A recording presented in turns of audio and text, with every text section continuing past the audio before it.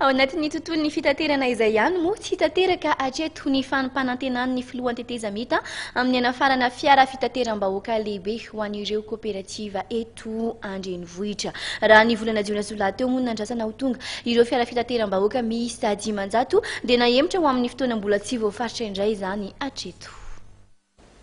Mijanona ho fampanantenana fotsiny ihany hatreto ireo fiara fitateram-bahoaka lehibe.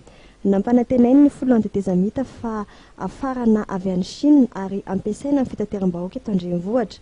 Atao aorian'ny fitsidiana nataon'ny delegasion Euro-Panjara amin'ny sihetra fitaterana tany Chine sy ny fandraisana ny antota taratasy ireo olona vonona anafatra ireo fiara ireo. Dia fantatra moa fa fiara manodidina ny 500 ny tokony tonga eto Madagasikara tamin'ny volana Jona lasa teo. Izay nahemitra ho amin'ny volana Jolay lasa teo saingy tsy mbola tanteraka izany hatreto.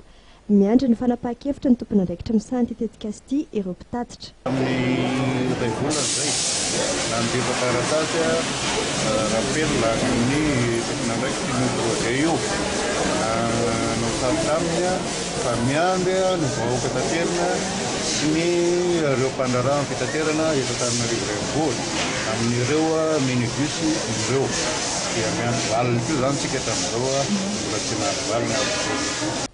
Ratsaivona tamin'ny volana Aogositra 2024 no nanatanteraka fitokonana mpitatitra teto andrenivohitra nangataka ny ampiakarana sarandalana ary tao aorian'ny fifanatoana tamin'ny tompony andraikitra moa dia nasiana fampiakarana 100 ariary ny sarandalana. Tamin'ny fihaonan'ireo solotena mpitatitra tamin'ny filoha an-tetezamita tamin'izany fotoana izany no nampanantenany tsy farany fa hanamora ny fahafahan'ireo mpandrara manafatra fiara fitateram-bahoaka lehibe avy any Chine ny fanjakana.